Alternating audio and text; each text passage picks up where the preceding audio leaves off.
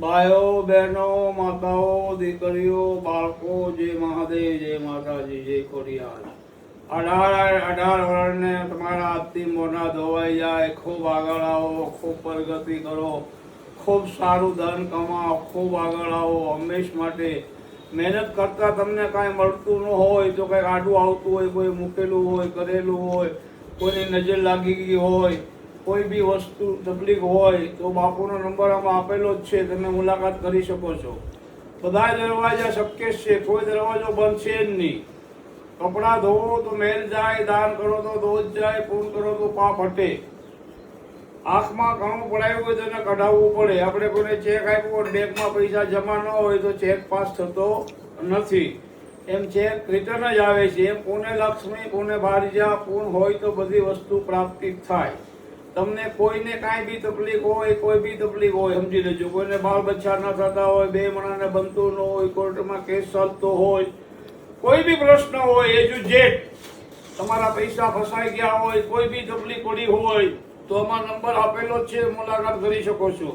જ્યોતિષની કોઈ ફી નથી, એની કોઈ પૂંજા આવે તો એનો ખર્ચો થાય.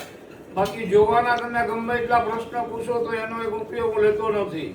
માનું દૂધ છે એને પીવાય, એને હું વેચતો નથી. આપણો કોઈ બિઝનેસ નથી, કોઈ ધંધો નથી. આ તો ભગવાને ભોળાનાથે જ્ઞાન આપેલું છે, એનો ઉપયોગ શું, બ્રાહ્મણ છું, મારો વિષય છે જ્યોતિષનો. બ્રાહ્મણ છે જ બધું કરી શકે છે, બ્રાહ્મણમાં જ બધી તાકાત છે. પણ એ જન્મે બ્રાહ્મણ નથી, એના કર્મ કરો તો બ્રાહ્મણ, નકર કર્મ રાક્ષસ. મારા કર્મથી મહાન બને છે, હંમેશ માટે સમજી લેજો. જેવું વાવો એવું જ લણો, જેવું અનાજ એવો ઉત્કાર. જયારે ભીષ્મ પિતાને બાણ માર્યા હતા અને છેલ્લે મોતનું ઘડી ગણાતી હતી કે આ પાંડવોની બાજુમાં ગયા અને પાંડવોને કથા સાંભળાવતા ત્યાં એની પત્ની કીધું, એની પત્નીએ કીધું કે આ મારા શિર ખેસાણા તમારે ક્યાં, તમારું જ્ઞાન ક્યાં કીધું? ત્યારે ભીષ્મ પિતા એમ બોલ્યો કે હે ભગવાન, હે મારી માં, હે દ્રૌપદી, મેં એ માટે આનું દુર્યોધનનો અનાજ ખાધું હતું, એવી મારી બુદ્ધિ ભ્રષ્ટ થઈ ગઈ હતી. એટલે અમારી બુદ્ધિ ભ્રષ્ટ થઈ ગઈ એટલે હું તમારી સાથે કઈ સાથ ન આપી શક્યો. એને માટે મને ક્ષમા કરજો, પગે લાગુ છું, માફ કરી દેજે. આ શેરી મારી કથા છે, તમે મારા પુત્રો છો, તમે મારા બાળકો છો. હંમેશા માટે હું તમને પ્રેમ કરતો રહીશ ને કરીશ. હંમેશ માટે ભગવાનની કોઈ જેવું અનાજ ખાવ, જેવી મિત્રતા, જેવી દોસ્તી, જેવો ભાવ, હંમેશ માટે કહેતો આવું છું, કહું છું.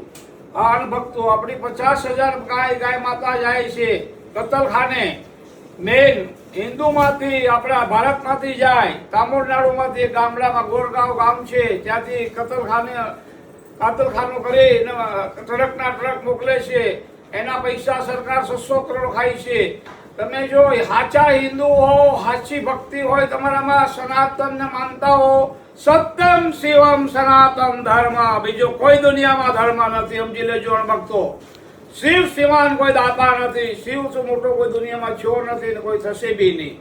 શિવ છે તો આ દુનિયા છે, શિવ છે તો આખી દુનિયા હાલે છે. શિવને માં પાર્વતી ન હોય, શિવને શક્તિ ન હોય તો દુનિયા હાલે નહીં. તમારી પાસે ગમે એટલા હજારો કરોડ હોય ને તમારા લગ્ન ના છે, ઘરમાં સ્ત્રી ન હોય તો તમે ઘર સકાલી ન શકો. તમે નોકર રાખી શકો કદાચ, પણ એ નોકર કામ કેવા કરે કેવા નહીં કરે એ તમે કરી શકો કદાચ, બાકી બીજું કાંઈ ના કરી શકો. સ્ત્રી છે એ ઘરની નારી છે, સ્ત્રી ઘરનું ઢાંકણ છે. ઢાંકી બી દે અને તમને ઉજાડી બી નાખે, સ્ત્રી એવી મળી હોય તો. સ્ત્રી ઘણી પ્રકારની આવે છે. એક સ્ત્રી આવે તમને આખા ઘરને કાઢી દે, અને એક સ્ત્રી એવી આવે તો તમને ડૂબાડી બી દે. એટલે ખાસ ધ્યાન રાખજો અણભક્તો. મારું તમને ખાસ કહેવાનું છે કે ધર્મ છે, બધા વસ્તુ ભગવાનના રસ્તા મૂકેલા જ છે. કોઈ વસ્તુ અશક્ય છે નહીં, બધી વસ્તુ શક્ય જ છે. પણ મેન તમને ભરોસો હોય તો. ભરોસો ન હોય તો ભગવાનના મંદિરમાં કોઈ દી જવું નહીં. મંદિરમાં જવું કરે કે તમને પુરાણ ભગવાન ઉપર શ્રદ્ધા હોય તો. ભગવાનને બેહીને પૂજા કરો એવું નથી. તમે ખેતરમાં નોકરી કરતા હાલતા હાલતા ભગવાનના નામ લેતા જાઓ, કામ કરતા જાઓ, કર્મ કરતા જાઓ, ઈશ્વરનું નામ લેતા જાઓ તો ઈશ્વર તમારી સાથે જ છે. 13મી લિંગ તમારા શરીરની અંદર છે, થંભ આવે છે, એ 13મો લિંગ છે. થંભ છે તો શિવ છે તો તમે ઊભા જાવ છો. 75 વર્ષની ઉંમર થાય એટલે વાંકા વળો, 80-90 થાય એટલે હાવ તમે ઢળી જાઓ. એટલે એ છમ ઢળી જાય ને સપ પડ્યું રે તો શિવ જતા રે એટલે સપ બળી જાય છે. આત્મા મરતો નથી, આત્મા અંબર છે હંમેશ માટે. આત્માને કોઈ બાળી શકતું નથી, એને કોઈ કઈ કરી શકતું નથી. જેવા કર્મ કરો એવા ખાતામાં તમારો આત્મા નાખી દે. પેલા નરકમાં લઈ જાય, સારું પુણ્ય હોય તો સ્વર્ગમાં લઈ જાય. ટાઈમ થાય એટલે તરત તમને આવો જીવ આપી દે ભગવાન. એટલે ભગવાને કીધું આત્મા અમર છે, 84 લાખ વાર ફેરા ફરો ત્યારે એકવાર તમને મનુષ્ય અવતાર મળે છે. હંમેશ માટે કહેતો આવું છું ને કહું છું. એટલે ખાસ ગાય માતાનો હિસ્સો ખાવો નહીં. ગાય માતાનો હિસ્સો ખાય નરકમાં જાય. ગાય માતાનો હિસ્સો કોઈથી ખાવો નહીં. સોસાયટીનો હિસ્સો કોઈથી ખાવો નહીં, નકર એ માણસ નરકમાં જાય. હંમેશ માટે એક ધર્માદો ખાવો નહીં. ધર્માદો એટલે માંદો. જ્યાં 2 નંબરનું નાણું આવતું હોય, આરામનો પૈસો આવતો હોય, એ જ દાન કરી શકે છે. નોકરી કરતો હોય 20, 25, 50,000 કે લાખ રૂપિયાની એના બાળકોને મોટા કરે કે દાન કરે. હંમેશ માટે કહેતો આવું છું કહું છું, રામનો પૈસો ખાવો નહીં, ધર્માદો ખાવો નહીં, બેન દીકરીની દલાલી ખાવી નહીં. મા બાપને આશ્રમમાં મૂક્યા હોય તો ખાસ લઈ આવજો. અણભક્તો અમારે તમને ખાસ કહેવાનું છે. પ્રેમ છે અહીંયા ભગવાન છે, પ્રેમ નથી અહીંયા ભગવાન નથી. જ્યારે દ્વારકાની અંદર રુક્મણીએ ગરમ ગરમ પૂરી બનાવી અને ભગવાનને જમવા આપી, થાળી કરી અને જમવા બેઠા. ભગવાન થાળી ઉપર એ રાધે બોલ્યા, રાધાનું નામ લઈને જમવા બેઠા. જમી લીધા પછી રુક્મણીએ કીધું કે પૂરી મેં બનાવી, ખવડાવ્યું મેં, રાધા ક્યાંથી આવી આમાં? પછી રુક્મણીએ પૂછ્યું કૃષ્ણ ભગવાનને કે રાધા કોણ છે? કાલો મારી સાથે તમને હું લઈ જાઉં ગોકુળ.